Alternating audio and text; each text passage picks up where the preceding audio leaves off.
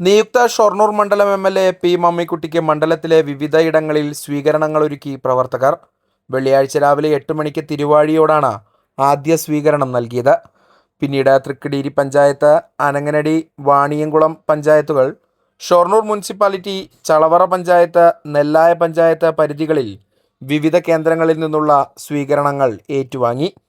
മണ്ഡലം നേതാക്കളായ K. Nandakumar, K. B. Subhash master എന്നിവരെ കൂടാതെ വിവിധ സ്വീകരണ കേന്ദ്രങ്ങളിൽ അതാത് പ്രദേശത്തെ LDF നേതാക്കളും പങ്കെടുത്ത് സംസാരിച്ചു. 34ഓളം സ്വീകരണ കേന്ദ്രങ്ങളിലെ സ്വീകരണങ്ങൾ ഏറ്റുവാങ്ങിയ ശേഷം ചെർപ്പളശ്ശേരി പന്നിയംകുറിശ്ശിയിലാണ് സമാപന പരിപാടി നടക്കുക. പ്രതിനിധിയായിട്ടാണ് ഈ ഷൊർണൂർ മണ്ഡലത്തിൽ നിന്ന് വീണ്ടും തെരഞ്ഞെടുപ്പിൽ മത്സരിക്കാനിടയായി.